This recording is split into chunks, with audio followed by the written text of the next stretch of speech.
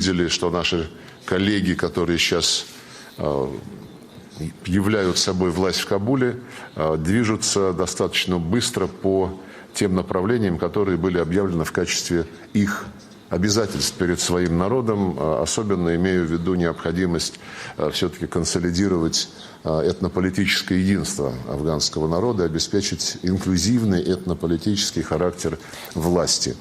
Мы продолжаем эту работу, и одним из таких этапов будет очередное заседание московского формата. Оно состоится уже на следующей неделе.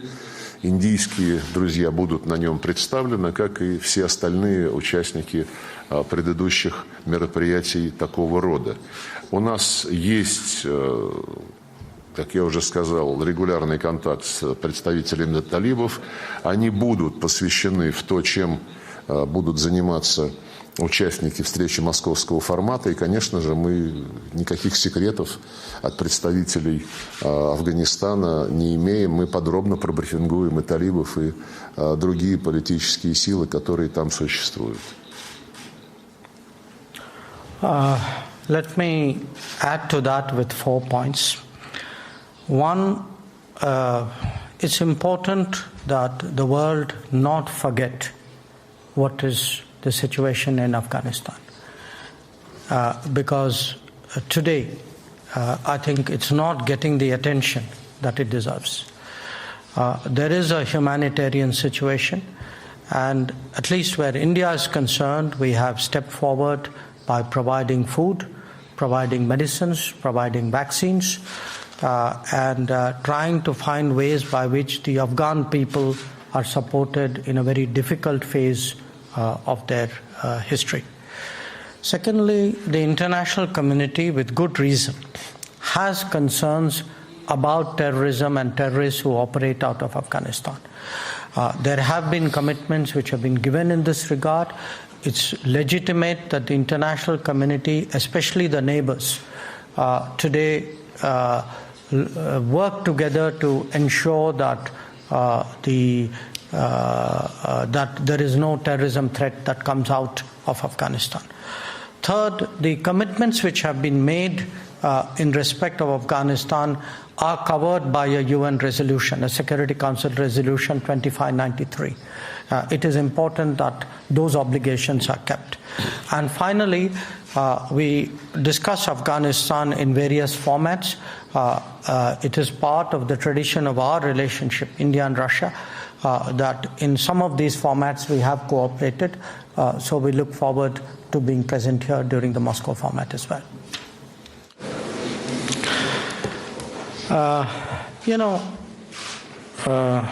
I can say a lot about India-Russia relations.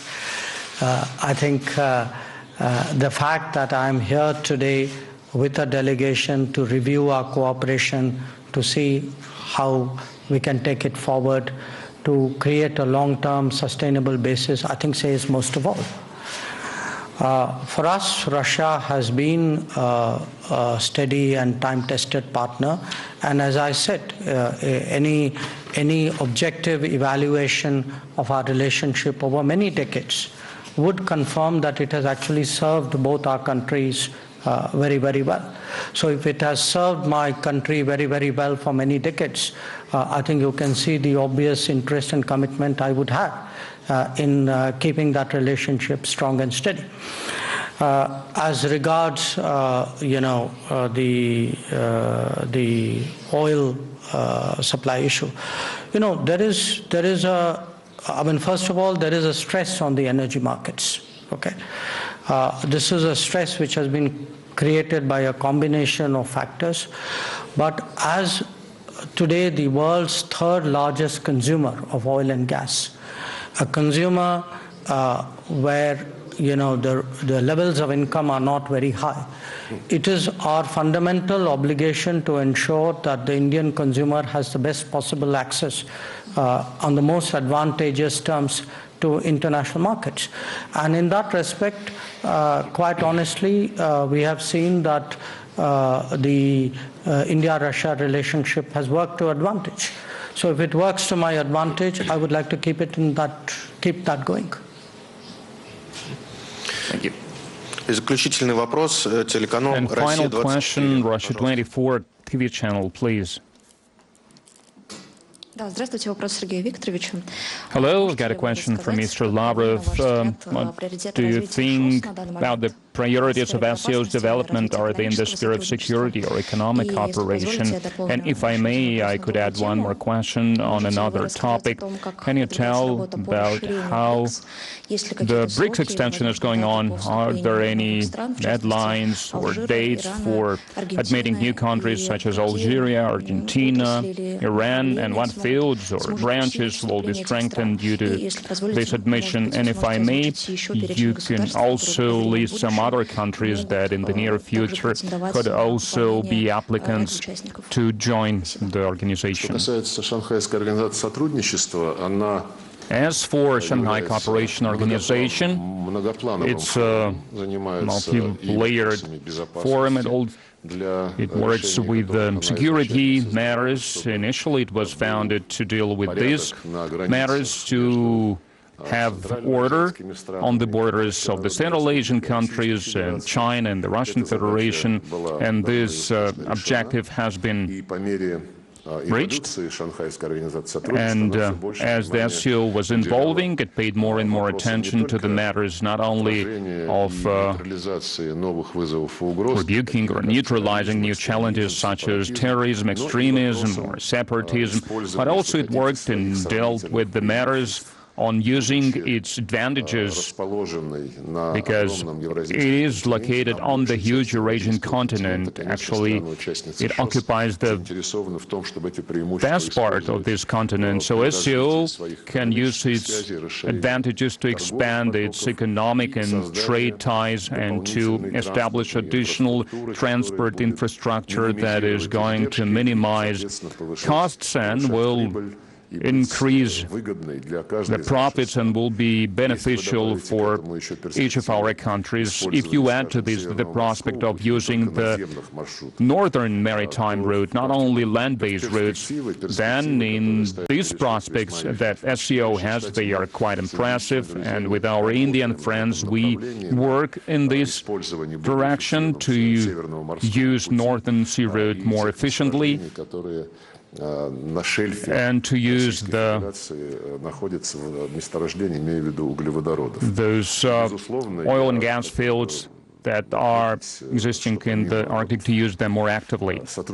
And apart from cooperation and security and working on stability in our shared region to develop ties, to work on joint infrastructure projects, in the CO we also develop cultural and humanitarian cooperation. For example, we have political centers and our cultural ministries are working together. We have exhibitions and so on. It's very much in demand. And also, the BRICS organization is very important. Brazil, Russia, China, India and South Africa, and there is a lot of interest in this global organization, and this interest is increasing. You mentioned certain countries, Algeria, Argentina, Iran, that are showing interest to this organization. Actually, there are more than a dozen such countries, and this June there was BRICS Summit via video link. It was chaired by the Chinese People's Republic. And apart from the summit itself, when the leaders of the 5 countries discussed the internal matters of this organization and discussed plans and made a joint declaration, after this summit, there was a summit in the format of BRICS Plus. If I'm not mistaken, apart from the BRICS 5 countries, there were the leaders of 13 countries, and this list is public. It contains countries that represent all the developing and emerging regions of the world, Asia, Africa, Latin America, and we welcome this interest, obviously. But before talking about when and how in detail the SEO expansion will take place. We agreed that within these 5 countries we should work on the criteria and principles and how such applications should be considered, because these applications are coming in officially now. Of course, we hope that working on these criteria and principles of the BRICS expansion will not take too much time. But first, we need to understand how to develop this organization in this potentially expanded format. The press conference is over. Thank you very much. Thank you. Okay, we're just going to come away from that press conference between India's И принципы рассмотрения такого рода обращений. Поскольку обращения поступают уже в официальном порядке, конечно, мы рассчитываем, что согласование критериев и принципов расширения БРИКС не займет слишком долгое время.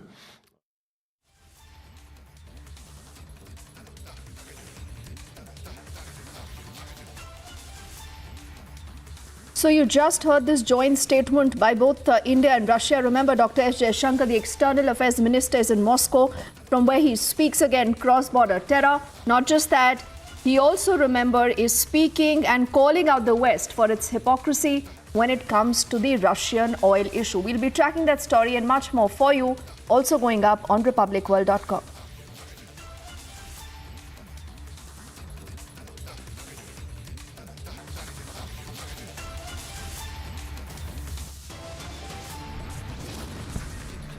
As we head into a break, on the other side, we'll take you across to the state of Himachal. That's polling on the 12th. The BJP already is on a mission mode. Live coverage after this quick break. And also, a top economist is making this big prediction on the India growth story. Says India is going to be the 3rd largest economy by 2027.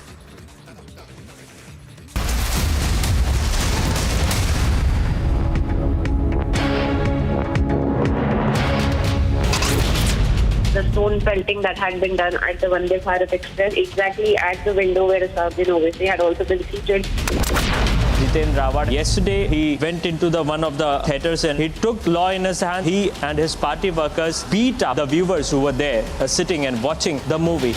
It's a joint exercise, that's the Garud 7 being conducted in Jodhpur.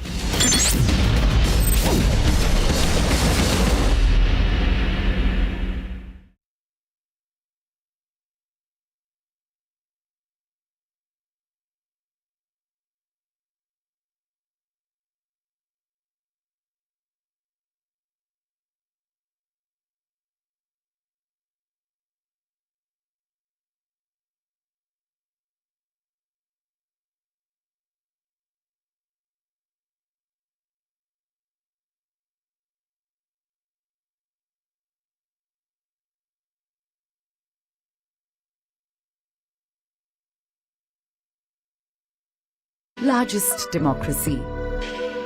As one of the oldest civilizations in the world with a rich cultural heritage and diversity, and as the 5th largest economy in the world, India is proud to assume the presidency of G20. As the country blooms into a new era, we look to another poignant symbol for humanity to emerge victorious from challenges. The lotus, the national flower of India, represents our history and culture and symbolizes spirituality, fruitfulness, wealth, and knowledge. And that's the inspiration for India's G20 logo design.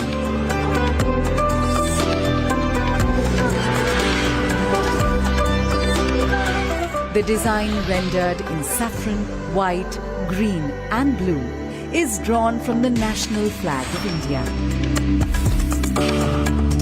The 7 petals in the logo signify the 7 seas and the coming together of 7 continents at G20 India 2023. Sitting above the lotus is a representation of the Earth, reflecting India's pro-planet approach to life and seeing the world as one family. From this, we derive the theme for G20 India 2023, Vasudhaiva Kutumbakam, one Earth, one family, one future. A theme that brings the G20's focus on shared global growth, while being in harmony with nature.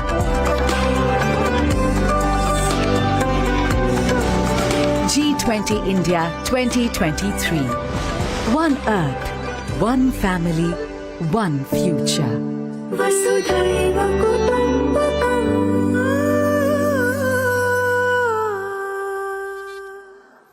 धन्यवाद sir. अब मैं माननीय प्रधानमंत्री जी से अनुरोध करूंगा कि वो बटन दबाकर हमारी G20 वेबसाइट का अनावरण करें।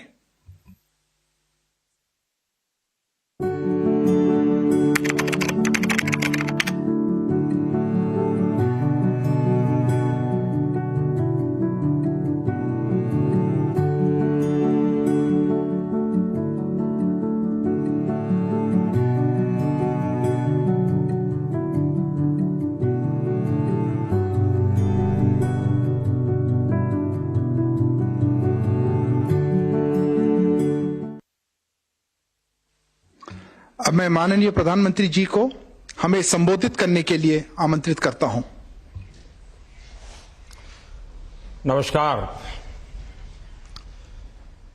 मेरे प्यारे देशवासियों और विश्व समुदाय के सभी परिवारजन, कुछ दिनों बाद 1 दिसंबर से भारत G20 की अध्यक्षता करेगा। भारत के लिए एक ऐतिहासिक अवसर है। आज इसी संदर्भ में इस समिट की वेबसाइट, थीम और लोगो को लॉन्च किया गया है। मैं सभी देशवासियों को इस अवसर पर बहुत बहुत बधाई देता हूं।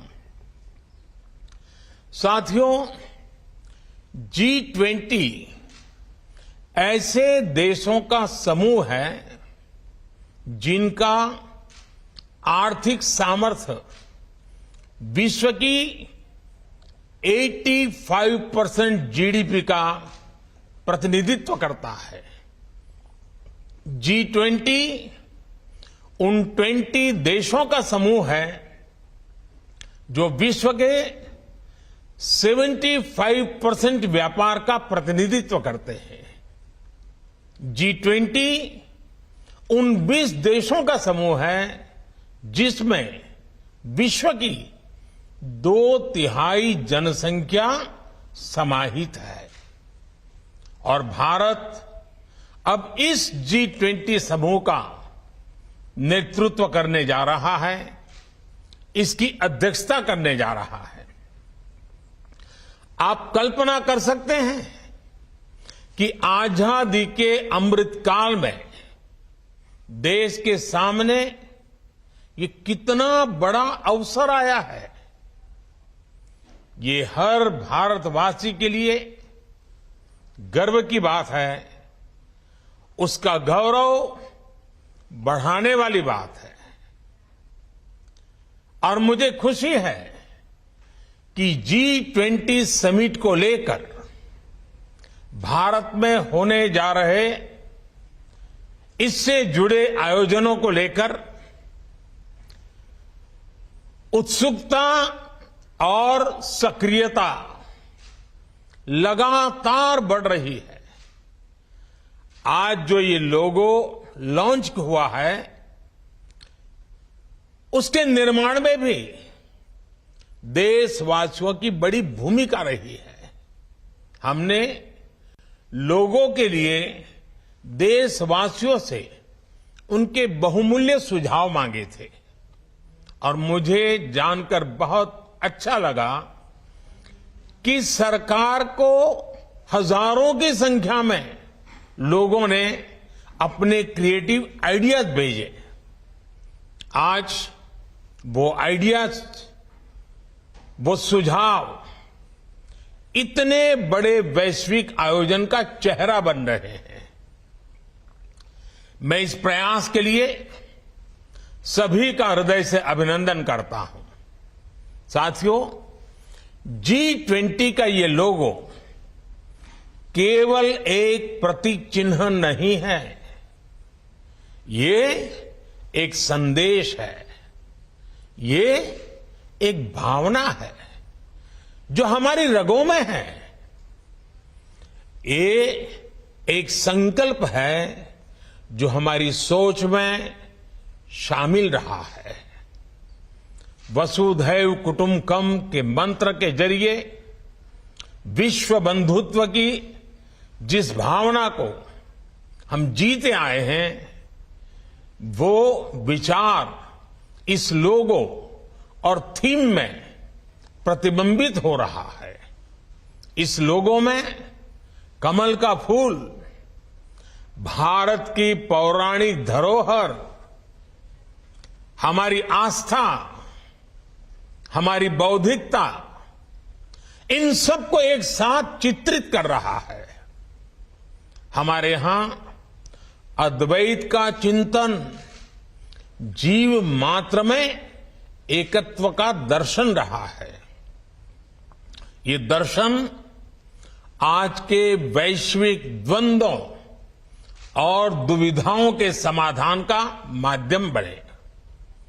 इस लोगो और थीम के जरिए हमने ये संदेश दिया है, युद्ध से मुक्ति के लिए बुद्ध के जो संदेश है, हिंसा के प्रतिरोध में महात्मा गांधी के जो समाधान है, G20 के जरिए भारत उनकी वैश्विक प्रतिष्ठा को नई ऊर्जा दे रहा है। Friends, India G20 presidency is coming at a time of crisis and chaos in the world. The world is going through the after effects of disruptive, once in a century pandemic, conflicts, and lot of economic uncertainty. The symbol of the lotus in the G20 logo is a representation of hope in these times. No matter how adverse the circumstances, the lotus still blooms. Even if the world is in a deep crisis, we can still progress and make the world a better place. In Indian culture, both the goddesses of knowledge and prosperity are seated on a lotus. This is what the world needs most today. Shared knowledge that helps us overcome our circumstances, and shared prosperity that reaches the last person at the last mile. This is why in the G20 logo, the earth is placed on lotus too. The 7 petals of the lotus in the logo are also significant. They represent the 7 continents. 7 is also the number of notes in the universal language of music.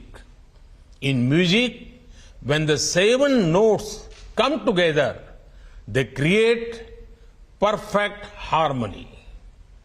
but each note has its own uniqueness. Similarly, G20 aims to bring the world together in harmony while respecting diversity. साथियों, ये बात सही है कि दुनिया में जब भी G20 जैसे बड़े प्लेटफॉर्म का कोई सम्मेलन होता है तो उसके अपने डिप्लोमेटिक और जियोपॉलिटिकल मायने होते ही है। ये स्वाभाविक भी है, लेकिन भारत के लिए ये समिट केवल एक डिप्लोमेटिक मीटिंग नहीं है। भारत इसे अपने लिए एक नई जिम्मेदारी के रूप में देखता है। भारत इसे अपने प्रति दुनिया के विश्वास के रूप में देखता है। आज विश्व में भारत को जानने की, भारत को समझने की एक अभूतपूर्व जिज्ञासा है। आज भारत का नए आलोक में अध्ययन किया जा रहा है। हमारी वर्तमान की सफलताओं का आकलन किया जा रहा है।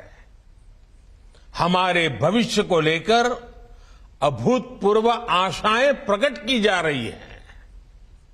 ऐसे में ये हम देशवासियों की जिम्मेदारी है कि हम इन आशाओं, अपेक्षाओं से कहीं ज्यादा बेहतर करके दिखाएं। ये हमारी जिम्मेदारी है कि हम भारत की सोच और सामर्थ्य से, भारत की संस्कृति और समाज शक्ति से विश्व को परिचित कराएं। ये हमारा दायित्व है कि हम अपनी हजारों वर्ष पुरानी संस्कृति की बौद्धिकता और उसमें समाहित आधुनिकता से विश्व का ज्ञानवर्धन करें। जिस तरह हम सदियों और सहस्त्राब्दियों से जय जगत के विचार को जीते आए हैं, आज हमें उसे जीवंत कर आधुनिक विश्व के सामने प्रस्तुत करना होगा। हमें सबको जोड़ना होगा, सबको वैश्विक कर्तव्यों का बोध कराना होगा। विश्व के भविष्य में उनकी अपनी भागीदारी के लिए जागृत करना होगा, प्रेरित करना होगा। साथियों, आज जब भारत G20 की अध्यक्षता करने जा रहा है तो ये आयोजन हमारे लिए 130 करोड़ भारतीयों की शक्ति और सामर्थ्य का प्रतिनिधित्व है। आज भारत इस मुकाम पर पहुंचा है, लेकिन इसके पीछे हमारी हजारों वर्षों की बहुत बड़ी यात्रा जुड़ी है, अनंत अनुभव जुड़े हैं। हमने हजारों वर्षों का उत्कर्ष और वैभव भी देखा है। हमने विश्व के सबसे अंधकारमय दौर भी देखे हैं। हमने सदियों की गुलामी और अंधकार को जीने के लिए मजबूर भरे दिन देखे हैं। कितने ही आक्रांताओं और अत्याचारों का सामना करते हुए भारत ने एक जीवंत इतिहास को समेटे हुए आज यहां तक पहुंचा है। वो अनुभव आज भारत की विकास यात्रा में उसकी सबसे बड़ी ताकत है। आजादी के बाद हमने शून्य से शुरू करके शिखर को लक्ष्य करके एक बड़ी यात्रा शुरू की। इसमें आजादी के बाद के पिछले 75 वर्षों में जितनी भी सरकारें रही, उन सभी के प्रयास शामिल है। सभी सरकारों और नागरिकों ने अपने अपने तरीके से मिलकर भारत को आगे बढ़ाने का प्रयास किया।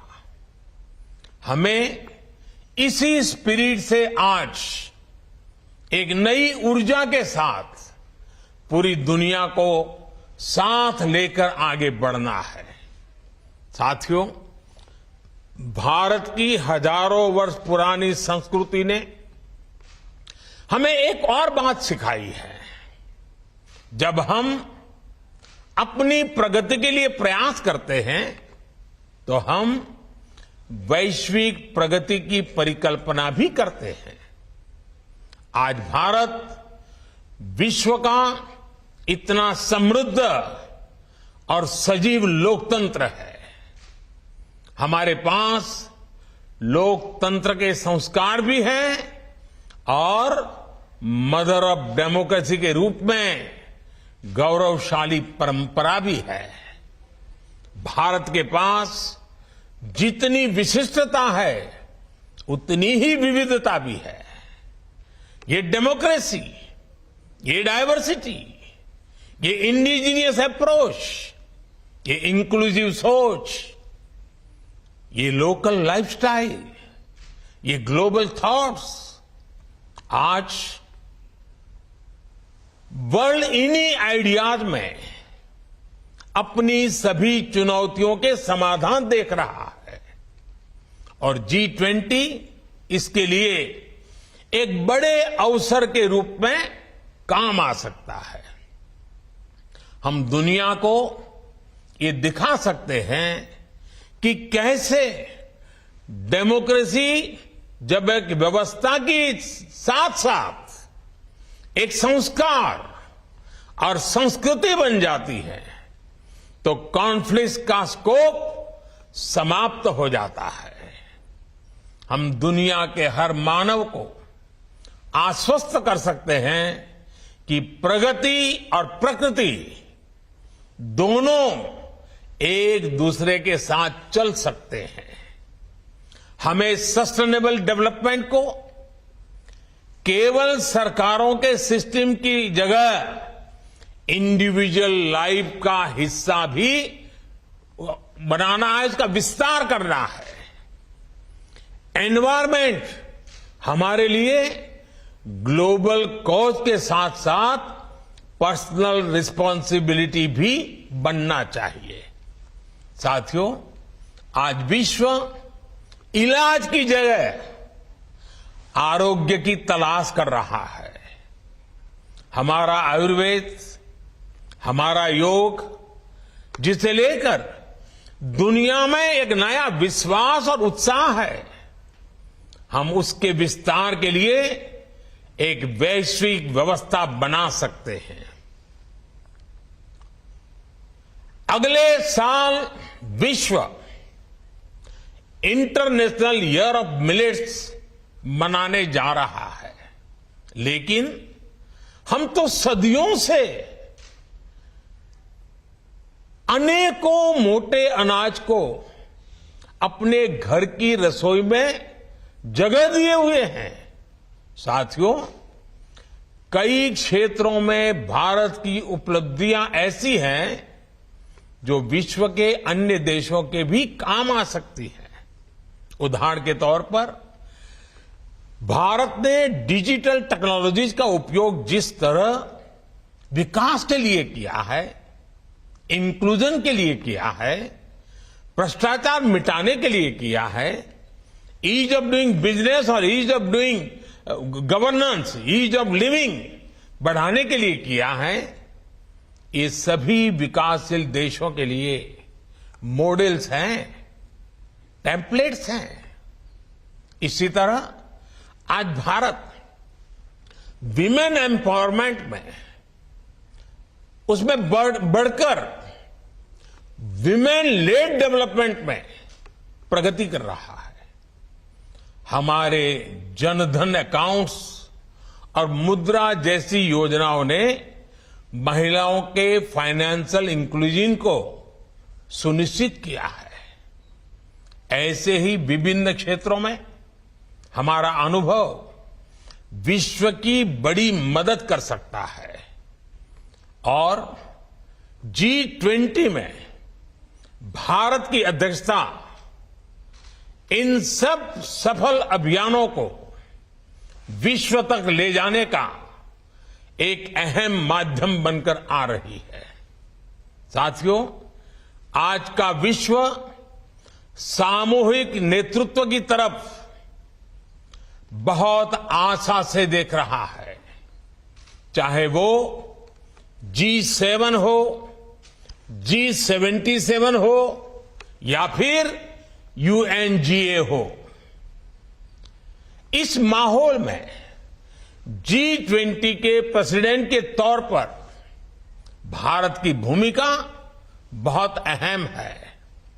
भारत एक और विकसित देशों में से घनिष्ठ रिश्ते रखता है और साथ ही विकासशील देशों के दृष्टिकोण को भी अच्छी तरह से समझता है, उनकी अभिव्यक्ति करता है। इसी आधार पर हम अपनी G20 अध्यक्षता की रूपरेखा ग्लोबल साउथ के उन सभी मित्रों के साथ मिलकर बनाएंगे जो विकास के पथ पर दशकों से भारत के सहयात्री रहे हैं। हमारा प्रयास रहेगा कि विश्व में कोई भी फर्स्ट वर्ल्ड या थर्ड वर्ल्ड न हो, बल्कि केवल वन वर्ल्ड हो। भारत पूरे विश्व को एक कॉमन ऑब्जेक्टिव के लिए, एक बेहतर भविष्य के लिए साथ लाने के विजन पर काम कर रहा है। भारत ने वन सन, वन वर्ल्ड, वन ग्रिड के मंत्र के साथ विश्व में रिन्यूएबल एनर्जी रिवॉल्यूशन का आह्वान किया है। भारत ने वन अर्थ, वन हेल्थ इस मंत्र के साथ ग्लोबल हेल्थ को मजबूत करने का अभियान चलाया है और अब G20 में भी हमारा मंत्र है one earth, one family, one future. Bharat के यही विचार, यही संस्कार विश्व कल्याण का मार्ग प्रशस्त करते हैं। साथियों, आज मेरा देश की सभी राज्य सरकारों, सभी राजनीतिक दलों से भी एक आग्रह है। ये आयोजन सिर्फ केंद्र सरकार का नहीं है, ये आयोजन हम भारतीयों का आयोजन है। G20 हमारे लिए अतिथि देवो भव की अपनी परंपरा के दर्शन करवाने का भी एक बड़ा अवसर है। ये G20 से जुड़े आयोजन केवल दिल्ली या कुछ जगहों तक ही सीमित नहीं रहेंगे। इसके तहत देश के कोने कोने में कार्यक्रम होंगे। हमारे हर राज्य की अपनी विशेषताएं हैं, अपनी विरासतें हैं। हर राज्य की अपनी संस्कृति है, अपना सौंदर्य है, अपनी आभा है, अपना आतिथ्य है। राजस्थान का आतिथ्य आमंत्रण है, पधारो मारे देश। गुजरात का प्यार भरा अभिनंदन है, तमारू स्वागत छे। यही प्यार केरला में, मलयालम में दिखता है, एल्लावर्कुम स्वागतम। अतुल्य भारत का दिल मध्य प्रदेश कहता है, आपका स्वागत है। पश्चिम बंगाल में मीठी बांग्ला में आपका स्वागत होता है, अपना के स्वागत जानाई। तमिलनाडु में कदेगल मुड़ी बदुलवे यू कहता है, थंगल वरव नलवर बाहुये। यूपी का आग्रह होता है, यूपी नहीं देखा तो भारत नहीं देखा। हिमाचल प्रदेश तो ये destination for all seasons and all reasons, यानी हर मौसम हर वजह के लिए हमें बुलाता है। उत्तराखंड तो सिंपली हेवन ही है। ये आतिथ्य, ये विविधता विश्व को विस्मित करती है। G20 के जरिए हमें अपने इस प्यार को दुनिया तक पहुंचाना है। साथियों, अभी अगले हफ्ते में मुझे इंडोनेशिया जाना है। वहां पर विधिवत रूप से भारत को G20 की अध्यक्षता लिए जाने की घोषणा होगी। मैं देश के सभी राज्यों से, सभी राज्य सरकारों से भी आग्रह करता हूं, वो इसमें अपने राज्य की भूमिका का ज्यादा से ज्यादा विस्तार करें। इस अवसर का अपने राज्य के लिए लाभ उठाएं। देश के सभी नागरिक, बुद्धिजीवी भी इस आयोजन का हिस्सा बनने के लिए आगे आए। अभी लॉन्च हुई वेबसाइट पर आप सभी इसके लिए अपने सुझाव भेज सकते हैं, अपने विचार प्रकट कर सकते हैं। विश्व कल्याण के लिए भारत कैसे अपनी भूमिका को बढ़ाए, इस दिशा में आपके सुझाव और साझेदारी G20 जैसे आयोजन की सफलता को नई ऊंचाई देंगे। मुझे विश्वास है ये आयोजन न केवल भारत के लिए यादगार रहेगा, बल्कि भविष्य भी विश्व के इतिहास में इसका आकलन एक महत्वपूर्ण अवसर के रूप में करेगा। इसी कामना के साथ आप सभी को एक बार फिर हार्दिक शुभकामनाएं। बहुत बहुत धन्यवाद।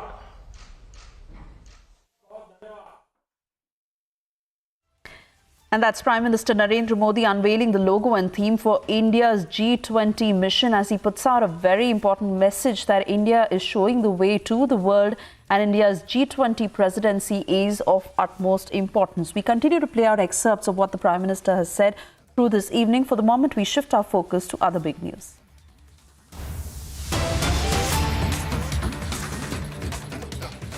Yes, these are the breaking inputs just coming in as battleground Gujarat is heating up. Congress MLA from Chota Udaipur, Mohan Singh Ratwa, has tendered his resignation from the Congress party. He is now on his way to joining the BJP.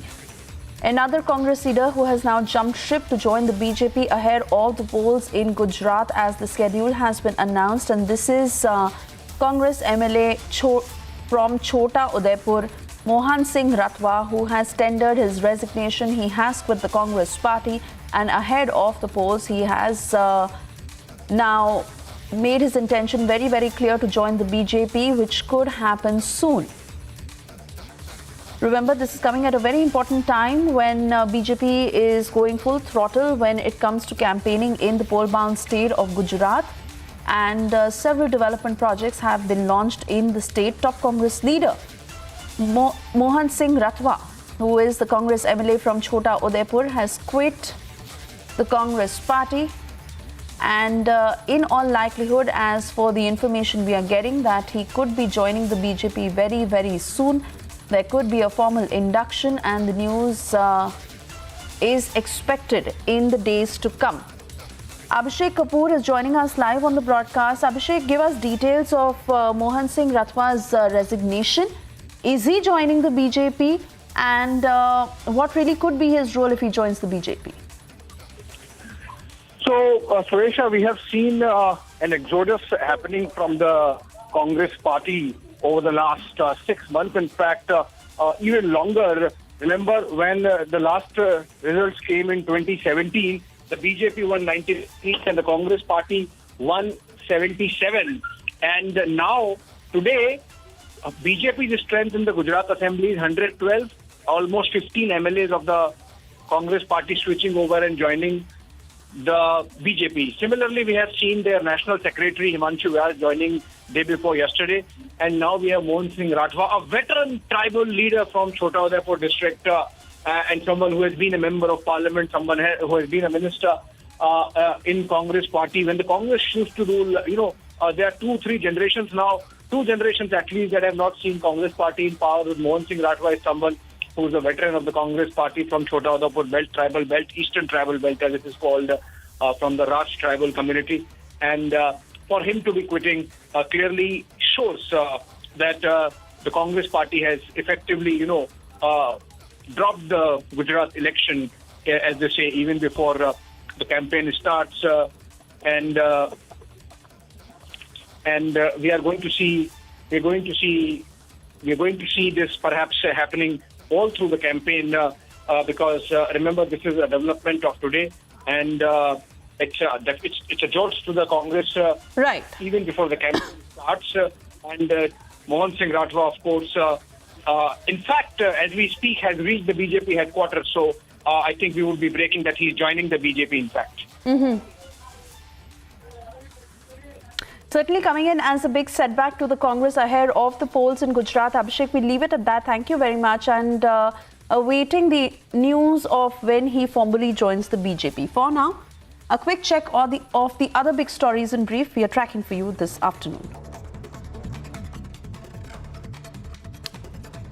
A fast-track court in Varanasi deferred the pronouncement of verdict until the 14th of November on the maintainability of a plea seeking a ban on the entry of Muslims into the Gyanvapi mosque premises and its possession to worship a shivling reportedly found there. Civil Judge Mahendra Pandey, who had reserved his judgment in the matter on the 27th of October.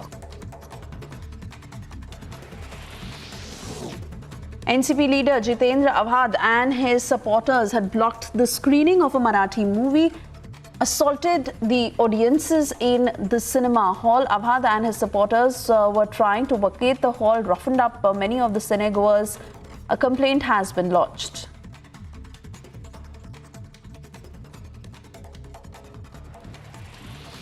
After videos of him and his supporters surfaced blocking the screening of the Marathi film and assaulting the audiences in the cinema hall, NCP leader Jitendra Avhad has now come out to defend his action. A complaint has been lodged in the matter.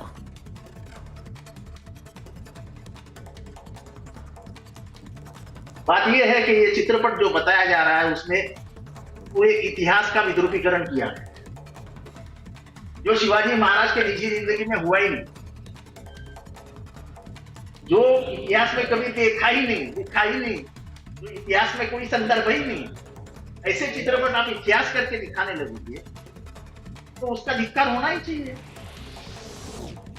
BJP MP Janardhan Mishra made a controversial statement while speaking on water conservation, saying that drinking alcohol or smoking weed is fine, but one must save water.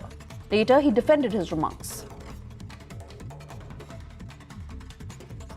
पूरा आप अगर देखेंगी तो पता चलेगा कि मैं क्या कहना चाहता हूं। मैं तो ये कह रहा हूं कि आप हमारी बात तो सुनते नहीं हो, कि जब मैं बोलता हूं कि भाई ये मत करो तो आप कहते हो कि आप तो कोई इससे मतलब नहीं है, तो इसको करना हो जो करो। लेकिन इससे भी खतरनाक है आज जल का जो की कमी, तो इसलिए आप ये जो कर रहे हो करना है तो करो, लेकिन कम से कम पानी तो बचाओ। In yet another embarrassment for the Aam Aadmi Party, conman Sukesh Chandrasekhar has written a fourth letter alleging harassment and threats by Delhi Chief Minister Arvind Kejriwal and his minister. He's claimed more dirt that is yet to come out and said that the funding for Goa and Punjab was what was asked of him. के under में ही आता है, इसलिए हमने कहा jail भी तुम्हारी, और चूंकि आपकी सरकार है, आपके सरकार के अंतर्गत है, जेल का मंत्री सत्येंद्र जैन वो आपके है, सारी व्यवस्था अगर आपके मंत्रालय के अंतर्गत है तो आप ही की है, और इसमें कोई दो राय नहीं कि अगर सारी व्यवस्था आपकी है और मंत्री भी अंदर रह के ही जेल के मंत्री के रूप में काम कर रहा है, इसका मतलब जेल व्यवस्था देख रहा है, तब कौन इसको सिखा रहा है चिट्ठियां लिखने के लिए सुकेश चंद्रशेखर को, ये एक बड़ा सवाल है। Journalists in Kerala held a protest march to the Raj Bhavan in Thiruvananthapuram after Governor Arif Mohammed Khan on Monday expelled 2 journalists from a briefing he was addressing at the Ernakulam guest house. He accused the 2 journalists and their channels, both top news outlets in Malayalam news, of bias towards the Pinarayi Vijayan government, with which he has had a series of run-ins. In a big move, the government of India has decided to keep a reserve quota for terror victims in medical courses in Jammu and Kashmir. Now, according to the notification that has been released by the Home Ministry, the seats in MBBS and BDS courses will be allocated to the spouse and children of terrorist victims from the centre for the academic year 2022-23. ये बहुत अच्छी बात है।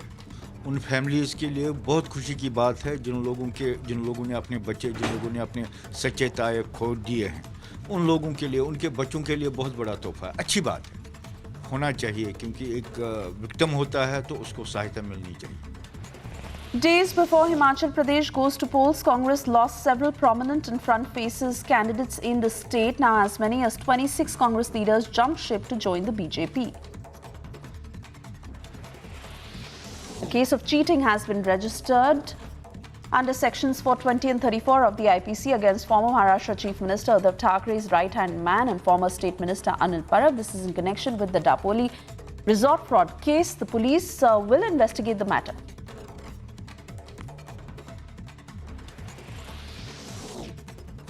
AIMIM leader Waris Pathan claimed on social media that party chief Asaduddin Owaisi's convoy was attacked while on board Vande Bharat Express. He claimed that stone pelting had happened en route Surat.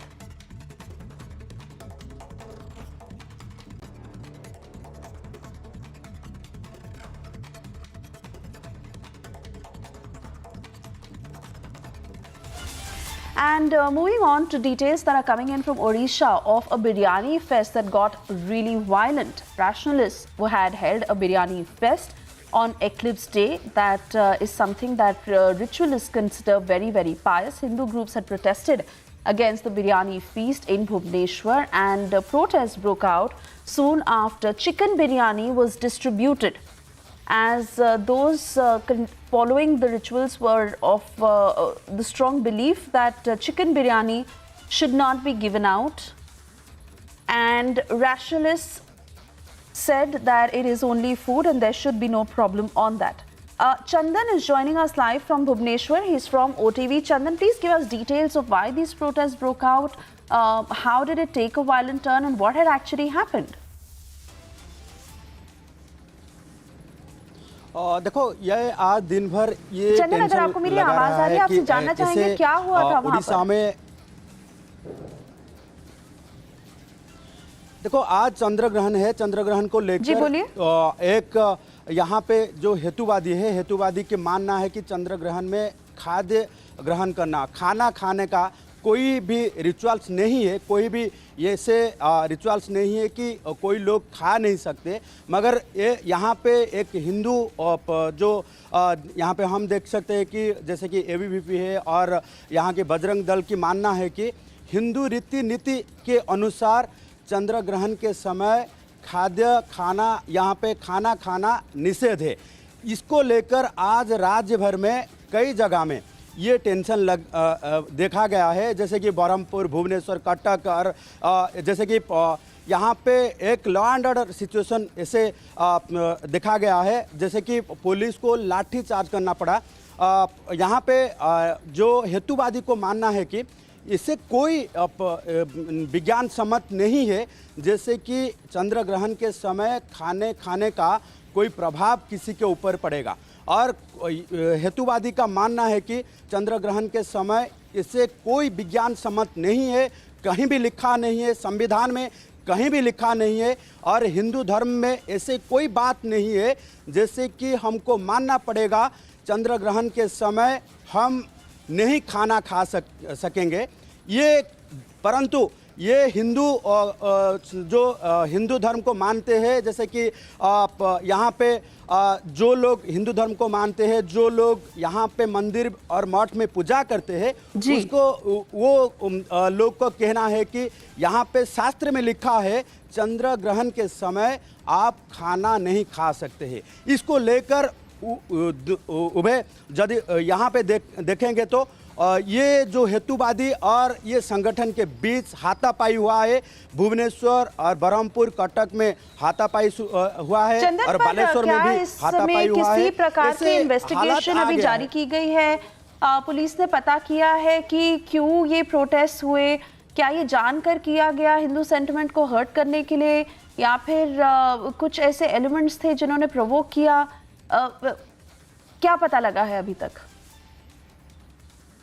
नहीं, अभी police ने इस बारे में इस घटना को बारे में अभी जानकारी ले रही है। अभी तदंत शुरू हुआ है। इसके पीछे कारण क्या है और कौन सा यहाँ पे जो संगठन है ये जो हेतुवादी संगठन को इंस्टिगेट कर रहा है, और दूसरे संगठन का हिंदू संगठन का मानना है कि हिंदू धर्म को नष्ट करने के लिए क्यों कुछ संगठन ने ये रीत रचाई है और ये प्रोवोक किया है, और कुछ लोगों को ये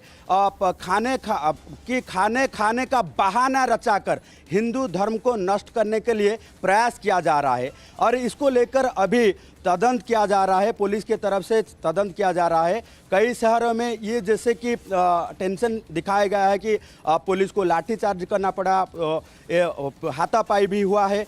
तो अभी हम दूसरे बात ये कह सकते हैं कि सूर्यपराग के समय में भी ये हेतुवादी के संगठन भी ऐसे भी प्रोटेस्ट किए थे, ऐसे भी बिरयानी खाकर हिंदू धर्म में ऐसे कोई रीति रिवाज नहीं है ये दिखाना चाह रहे थे। और सूर्यपराग के समय में भी ये चेतावनी दिए थे कि चंद्र ग्रहण समय में भी वो मटन बिरयानी खाएंगे। आज वो करके दिखाए और आज वो करके ये लोगों को समझाने के लिए कोशिश किए कि ऐसे हिंदू समाज में कोई रीत नीति नहीं है, जैसे कि हम चंद्र ग्रहण और सूर्यपराग के समय खाने के लिए कोई रीति रिवाज लिखा हुआ है। हम विज्ञान सम्मत मानते हैं और विज्ञान को लेकर हम चलते हैं। आज लोगों ने चंद्र के पृष्ठ में जाकर यहाँ पे पहुँच गए हैं, तो हम विज्ञान की सम्मत को जैसे यहाँ पे लोग मानना पड़ेगा। और विज्ञान में ऐसे कोई लिखावट नहीं है, ऐसे कोई भी यहाँ पे विज्ञान में कोई कहीं भी लिखा नहीं है कि चंद्र ग्रहण और सूर्यपराग में हम खाने से कोई भी मुसीबत आएगा। ये हेतुवादी का कहना है। और हिंदू संगठन का कहना है कि कई सालों से सनातन धर्म में ये लिखा है कि चंद्र ग्रहण और सूर्यपराग में हम खाना खा नहीं सकते, देवालय में पूजा अर्चना कर नहीं सकते, मंदिर में पूजा अर्चना नहीं कर सकते, ये सभी लोगों को मानना पड़ेगा। तो ये आज दो समर्थकों के बीच में ये बात को लेकर नोकझोंक हुआ और हाथापाई भी हुआ। आज पुलिस को कई जगह में लाठीचार्ज भी करना पड़ा और इसको लेकर अभी तदंत भी जारी है। जी बिल्कुल चंदन, आपका शुक्रिया करना चाहूंगी सब जानकारी हमें देने के लिए। Thank you for the moment.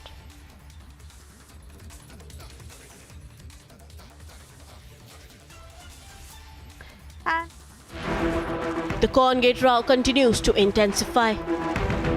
Dropping fourth letter bomb, conman Sukesh Chandrasekhar fired fresh salvo at AAP. In a press release issued on Monday, he alleged that AAP mounted pressure on him to fund its campaign for the Punjab and Goa polls. Dismissing the notion that his allegations were an attempt to influence the upcoming elections, Conman in his letter affirmed that he was very capable of proving his innocence. Speaking to Republic TV on Conman's latest allegations, BJP national spokesperson Shehzad Poonawalla urged Kejriwal to stop playing victimhood card. Mr. Kejriwal, instead of taking action on these Vasuli agents and ensuring that there is a free and fair probe, that there is a transfer of these people outside Tihar jail, is taking the victimhood card and is protecting the corrupt. Bureau Report, Republic TV. Time for a short commercial break. A quick check of what we are tracking for you on the other side. Mass conversion charge that has hit the Gehlot government. BJP demanding answers, asking why Gehlot is silent. And top DMK leader gives open political death threat on stage. There is massive anger over high-handedness. Will Stalin act?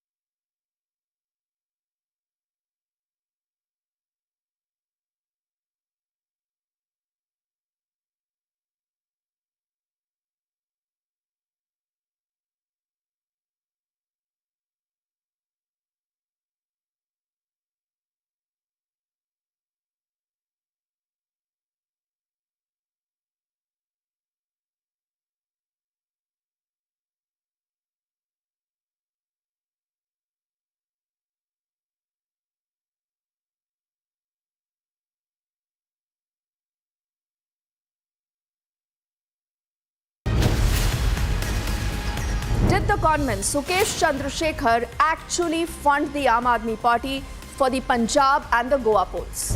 What is the truth of this 50 crore rupees exchanging hands? Why is Arvind Kejriwal only playing the victim card? Will he answer to these very, very serious allegations? That's the biggest story tonight at 7 with me on Republic. Fire broke out at the Indian Oil Depot at Patna's Sipara in Bihar in the late hours of Monday. Bus accident over there reported in Kupwara and Jammu and Kashmir. We're learning so far at least 20 people were injured. Kerala Union of Working Journalists is taking out a protest outside the Raj Bhavan against Governor Arif Mohammad Khan's comment of gagging two media groups in Kerala.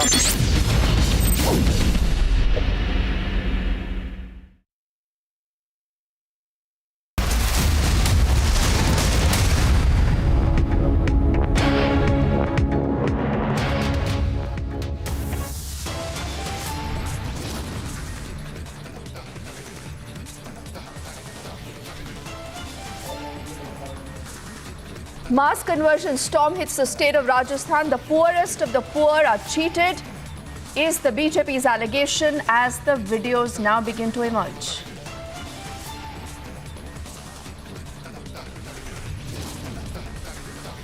Gehlot is in a conversion denial. He says this happens in almost every state. Vadra Congress leaders defending the anti-Hindu abuse tirade will not apologize for the comment.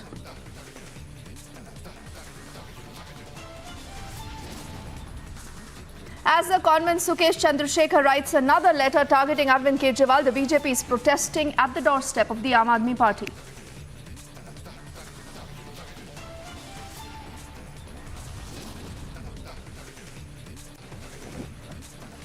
BJP President JP Nadda speaks to Republic. He says the Congress can only dream on about a return to the state of Himachal. More Congress MLAs desert the party. Another MLA now quits, all set to join the BJP. And top economist says India is all set to be the world's third largest economy by the year 2027. External Affairs Minister Dr. S. Shankar visits Russia, sending a strong message on ties with Moscow. The Prime Minister sending a message on India's global leadership as we are all set to take on the presidency of G20. And Republic confronts the NCP goons who ran riot inside a cinema hall. Watch them run from our cameras.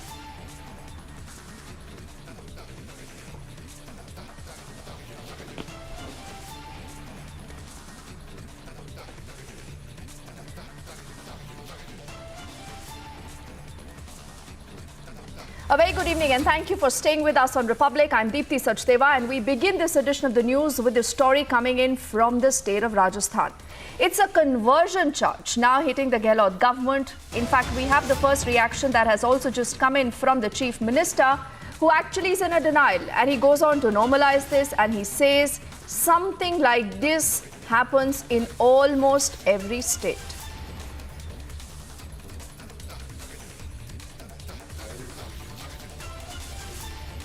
So we'll just play out that entire reaction for you in a bit, but let's tell you a little bit more about this entire episode. Now, these are mass conversions that are allegedly underway in Jaipur. You're looking at those videos also on your screens that the BJP says is a testimony to the fact that mass conversions continue in the state and the state government is totally not bothered. What has been the first response from the Chief Minister? We listen into that now. देखिए, धर्म परिवर्तन की घटना तो कि दिल्ली, राजस्थान, गुजरात या और भी कहीं छोटी-मोटी खबरें आती रहती है। इसमें कोई वहाँ पे ऐसी कोई विशेष बात हमारे सामने नहीं आई है कि बहुत ऑर्गेनाइज तरीके कोई धर्म परिवर्तन की बात हो रही हो। एक बात तो ये थी। दूसरा आपने कहा यूनिफॉर्म सिविल कोड। अब इनके पास 2-3 कारतूस बचे हुए होंगे बीजेपी के पास में, उन्हीं कारतूस भी चला देंगे। इसलिए जहाँ जहाँ इनकी सरकारें हैं वहाँ पे ये बात करें। धन्यवाद।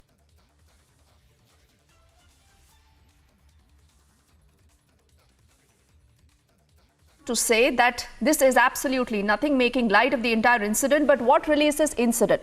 This is our colleague Amardeep, who's actually filed this detailed investigative report that is telling you the gruesome reality behind this entire video that you see on your screens.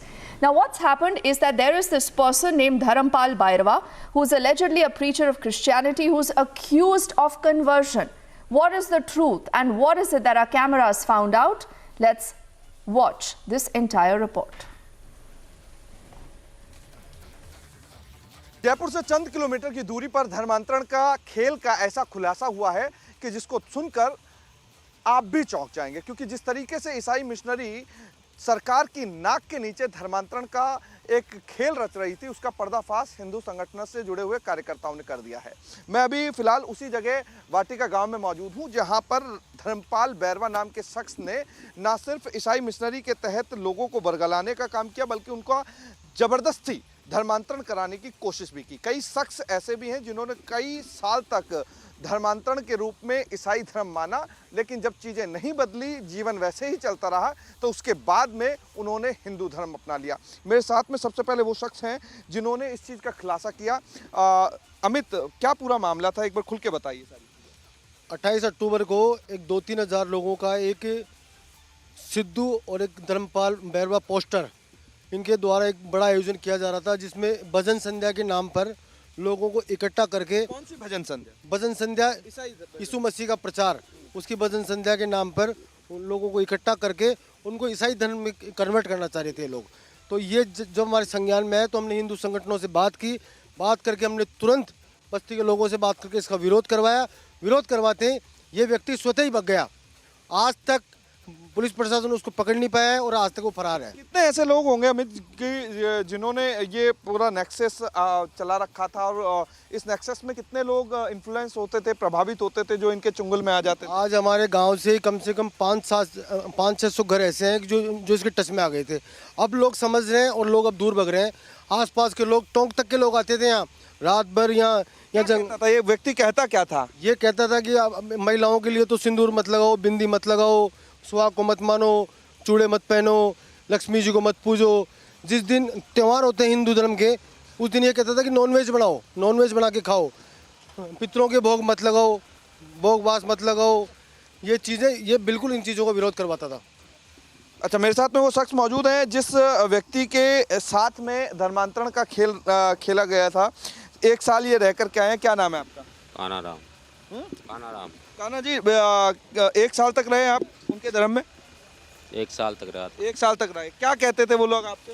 ऐसे कहते थे कि आप प्रभु यीशु में आ जाओ, यीशु मसीह को मानो। हाँ, अच्छा। यीशु मसीह को मानो, और आपकी सैलरी में से 10,000 कमाते हो ना, उसमें से 2,500 हमको दो।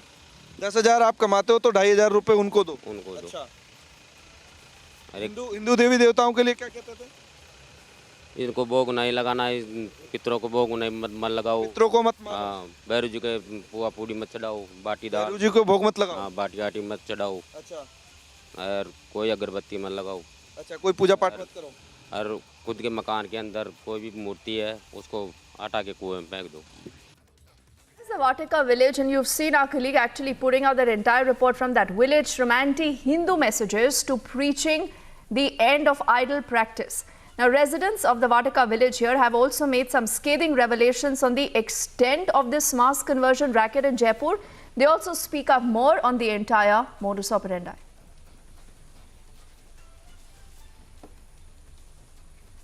जैसे आप अपने भैरू जी को मत मानो, हम भैरू जी के ठोकर मारते हैं। हम लक्ष्मी जी को नहीं मानते हैं, हम और किसी को नहीं मानते। आप हमारी शरण में आओ, हम किसी का भूत निकाल देंगे, प्रेत निकाल देंगे। किसको मानेंगे और क्या मानेंगे? अब उनकी शरण में जाओ, ईसा मसीह की शरण में जाओ। उनकी परमेश्वर ही सब कुछ है। परमेश्वर ही सब कुछ है। आपके परिवार से कौन कौन गए देखने के लिए? परिवार से तो गए हैं, घर पे हैं वो तो गए। हाँ हाँ। उन्होंने क्या मैसेज दिया और फिर आपको क्या महसूस हुआ? महसूस हुआ है क्या, लोगों का धर्म परिवर्तन करवाता है ये आदमी। गलत है, बिल्कुल फ्रॉड है। आपको लगा किसी का धर्म परिवर्तन हुआ है? बहुत लोग इसके ही गुणगान करते हैं। तो यहाँ किसी ने, कितने लोगों ने इनको माना और कितनी मान्यता प्राप्त की? अब यहाँ लोग हैं इसको तांत्रिक मानते हैं। अब ये कहते हैं हमारे ऊपर जादू टोना कर देगा जी। So you've seen that entire story here being investigated by Republic. Let's also get in BJP's Dr. Satish Punia, who joins us right now on the broadcast. Satish Punia जी, आप इस पूरी खबर को कैसे देखते हैं? ये कितना गंभीर मामला है, और इस पर अशोक गहलोत का ये कहना कि ये तो छोटी मोटी बातें हैं, ऑलमोस्ट सभी राज्यों में होता रहता है, क्या रिस्पॉन्स देंगे आप उनको? राजस्थान के लिए छोटी मोटी बात नहीं है। राजस्थान में अशोक गहलोत का कांग्रेस पार्टी का शासन आने के बाद जिस तरीके से अपराध संगठित रूप से हुए हैं, उसका एक नमूना है, जिसमें धर्मांतरण भी बड़े पैमाने पर ये तो उजागर हुआ है। वरना धरातल पे जिस तरीके से खासतौर पर मेवात का इलाका और जो हमारा जनजातीय क्षेत्र है, वहां पर तो बड़े पैमाने पर। लेकिन इस बार राजधानी में मुख्यमंत्री और गृह मंत्री की नाक के नीचे होना, ये सीधे सीधे सवाल खड़े करता है। ऐसी घटनाएं तभी होती हैं जब शासन का रुतबा और इकबाल कम होता है। तो उनका ये कहना उनकी संवेदनहीनता का ही परिमाण है। लेकिन सतीश पुनिया जी, ये स्टोरी बहुत गंभीर है। कुछ समय पहले आपको याद होगा, असम से भी इसी तरह की एक खबर आई थी, जहां पर सरकार ने कुछ लोगों को पकड़ा था, वो स्वीडिश नेशनल्स थे। लेकिन यहां पर पुलिस ने अभी तक कार्रवाई क्यों नहीं की है? बीजेपी अब इस पूरे मसले को आगे कैसे उठाएगी? और क्या आपको लगता है कि सरकार खुद इस तरह के लोगों को एक बैकिंग दे रही है, एक सपोर्ट दे रही है, या सरकार जैसे कहते हैं ना अंग्रेजी में कि नॉट बॉदर्ड है, it does not concern the government. नहीं, सरकार संरक्षण देती है और सरकार से उनको कोई न कोई राजनीतिक रूप से उनका जुड़ाव होता है। सरकार अपीज करती है तभी तो ऐसी घटनाएं होती हैं। और राजस्थान में कानून व्यवस्था, उसके साथ में धर्मांतरण का जुड़ा मुद्दा भी उसी व्यवस्था से जुड़ा है। और इसलिए कोई भी व्यक्ति यदि अपराध करता है या इस तरह की घटना करता है, वो इसी कारण करता है, या तो उसको संरक्षण है या वहाँ उस तरीके की लापरवाही है। तो बीजेपी इस मसले को आगे कैसे उठाएगी? देखिए, मुद्दा हालांकि सामाजिक है और कई सामाजिक संगठनों में उन्होंने इस पर काम शुरू किया है, लेकिन हम भी अपनी सीमा में, मर्यादा में जो कुछ होगा संवैधानिक रूप से, लोकतांत्रिक तरीके से, वो सब करेंगे। All right, Dr. Satish Punia there, the BJP Rajasthan chief, they're speaking to us on Republic. And he actually alleges that this, remember, is something that is happening because you have the government that does not want to take charge. The government is not concerned. The government is not willing to go after these people who allegedly are carrying out these mass conversion camps. Now, you're reading more details of this entire story right now on your screen. Not very long ago, a similar racket, a conversion racket, was also busted by the Assam government, who cracked the whip. And certain Swedish nationals, remember, there were detained, and all of them, remember, were allegedly part of a larger conversion racket. Then what is stopping the government in Rajasthan from going ahead and doing much the same? That will be our top focus story, and we'll continue to ask the Rajasthan government, who believes that this is nothing but just a one-off incident and something that continues to happen in a lot other states.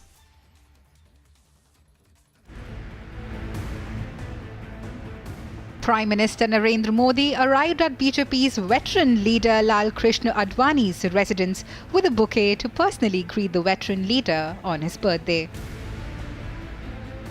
As the Prime Minister arrived, he was received by the family members of the senior BJP leader. PM Modi then greeted the senior BJP leader, who turned 95 today, with a bouquet of red roses, while both leaders were seen interacting with each other. Defence Minister Rajnath Singh was also present at his residence. It is pertinent to mention that every year the BJP leaders visit LK Advani's residence to personally greet the party's longest-serving president.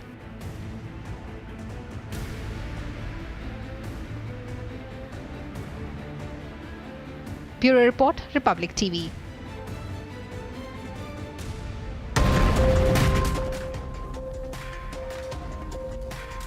We're heading into a break right now. When we come back, we'll put our spotlight on what's happening in Himachal. JP Nadda has spoken exclusively to Republic. He's out of the Congress party. The full story on the other side of this quick break.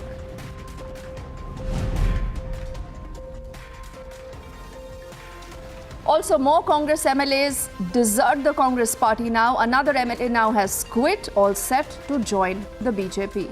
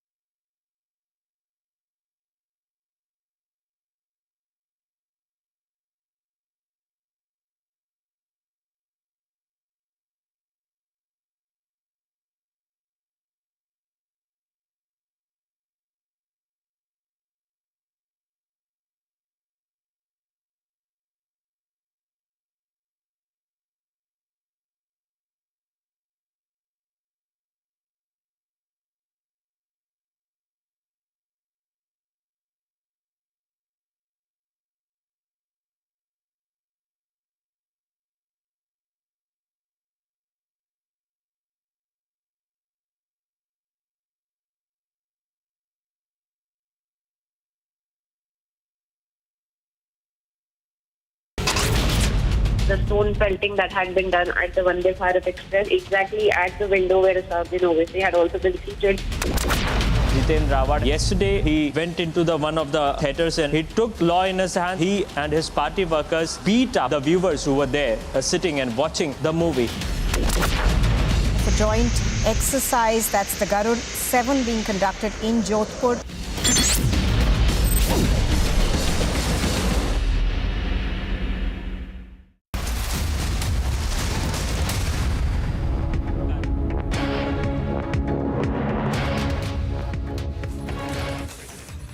Welcome back and thank you for staying with us on Republic. This is an open act of hooliganism by an NCP leader. He's not just an NCP leader, he's also former cabinet minister, Jitendra Rawat. He's caught on camera and look at how he behaves. Look at how he, along with his army of goons, enter a theatre. They stop the screening of a Marathi movie. Why? Because they believe that this is a movie that is distorting history. 24 hours later, Republic confronts these NCP goons who unleashed violence, and watch how they literally walk away.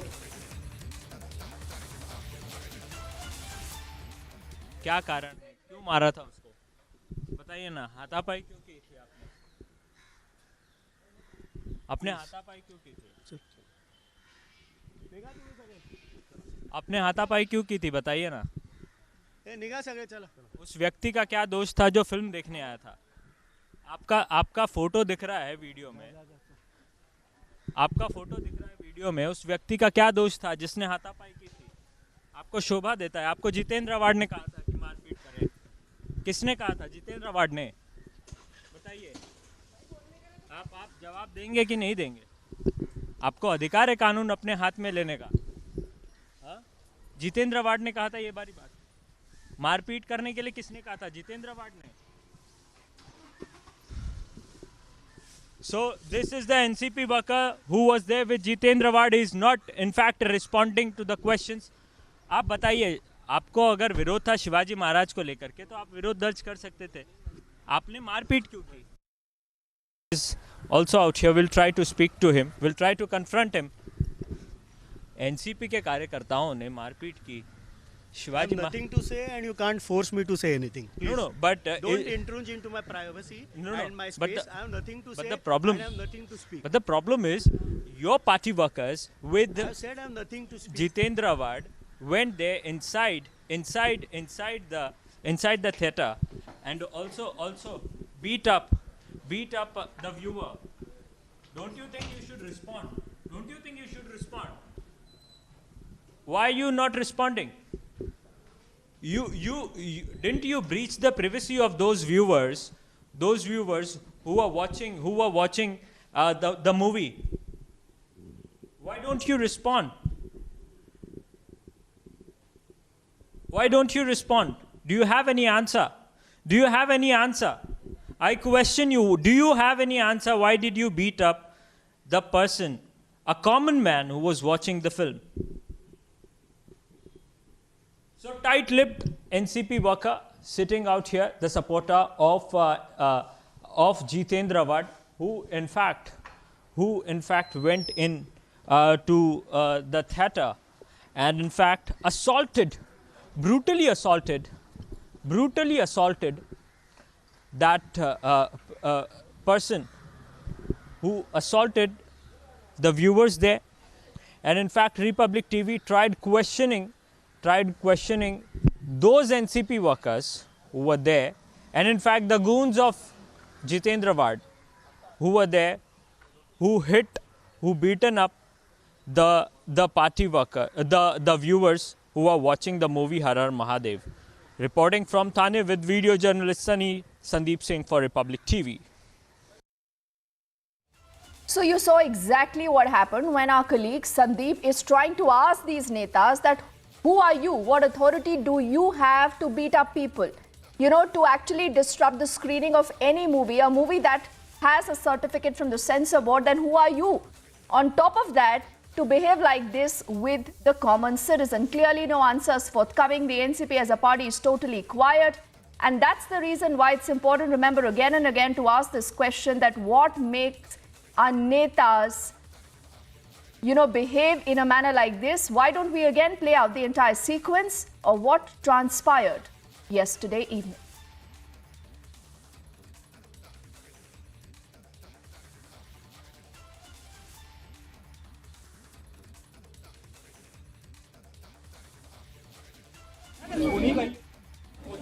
कुणी काही म्हणजे काय विकृत आहे म्हणून बोललो विकृत आहे बोललो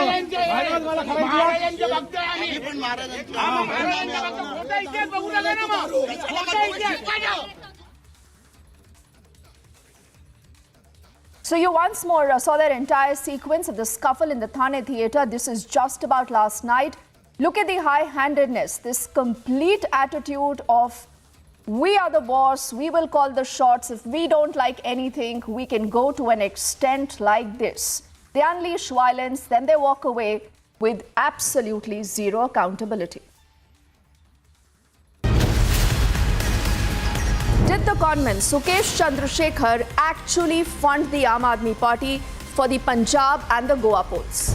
What is the truth of this 50 crore rupees exchanging hands? Why is Arvind Kejriwal only playing the victim card?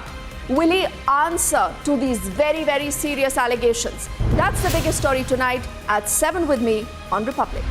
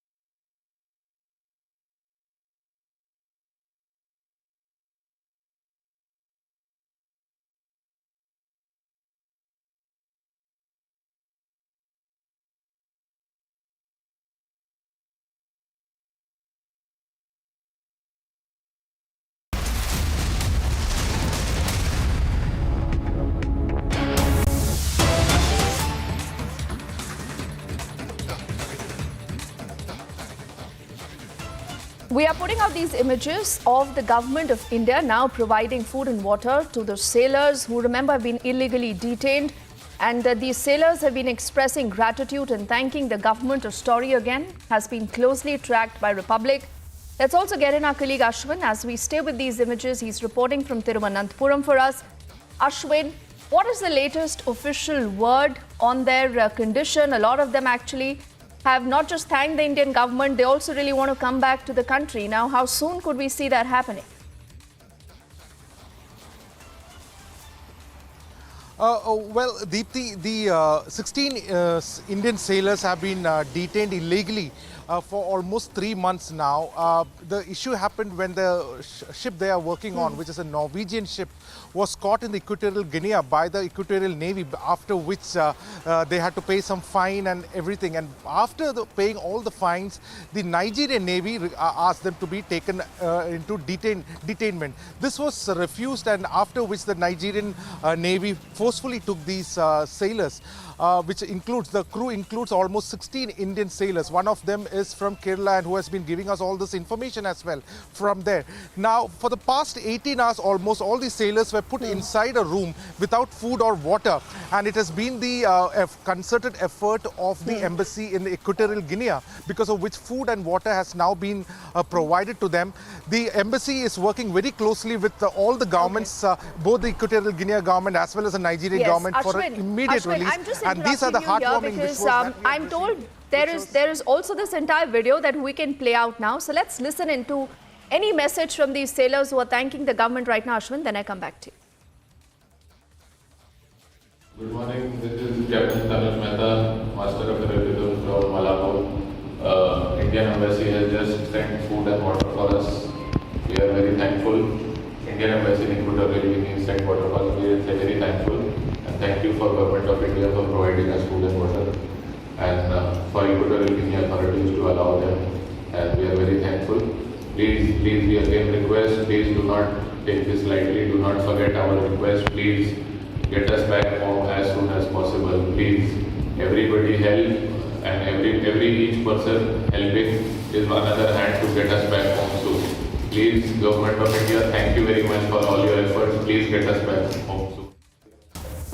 All right, so we saw that entire video message also, Ashwin, that has been put out and accessed by Republic as we head into a quick break right now. On the other side, there is this big piece of good news coming in. Top economists predicting India is all set to be the world's third largest economy come 2027.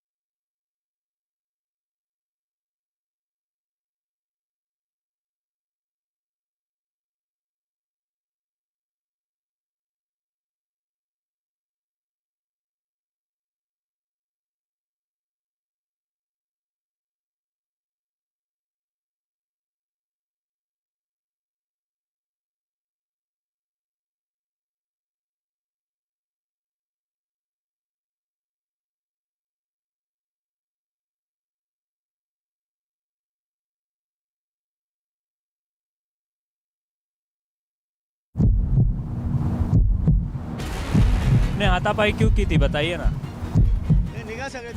उस व्यक्ति का क्या दोष था जो film देखने आया था?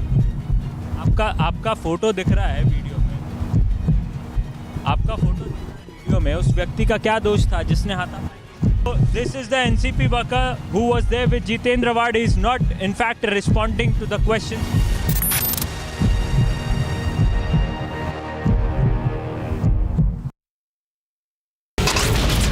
The stone pelting that had been done at the Vande Bharat Express, exactly at the window where Assaduddin Owaisi had also been seated. Jitendra Wad, yesterday he went into one of the theatres and he took law in his hand. He and his party workers beat up the viewers who were there sitting and watching the movie. It's a joint exercise, that's the Garud 7 being conducted in Jodhpur.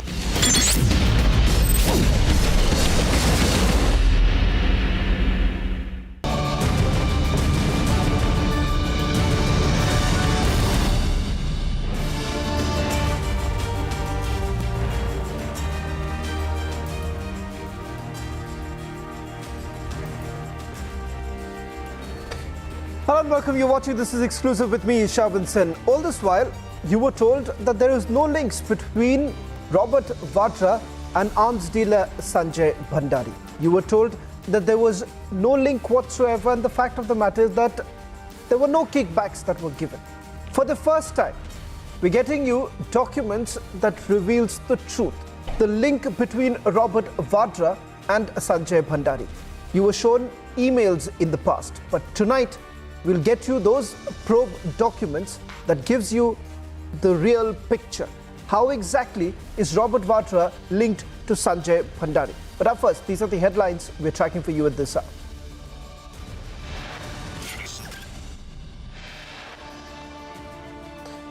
Republic accesses exclusive probe papers in Sanjay Bhandari case which reveals his link with Robert Vadra.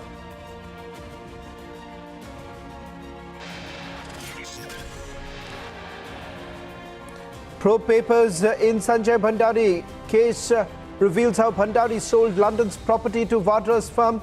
All details coming up next.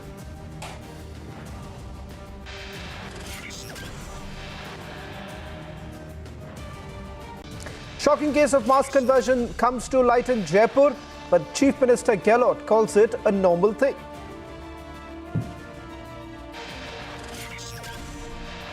Shocking hooliganism of NCP leaders caught on camera. Does the NCP endorse this?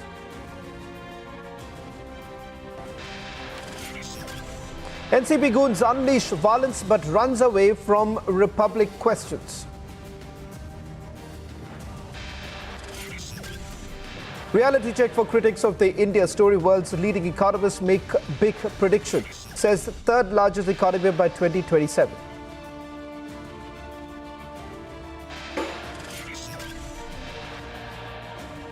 Big boost to India-Russia ties. Jaishankar meets his counterpart Lavrov in Moscow.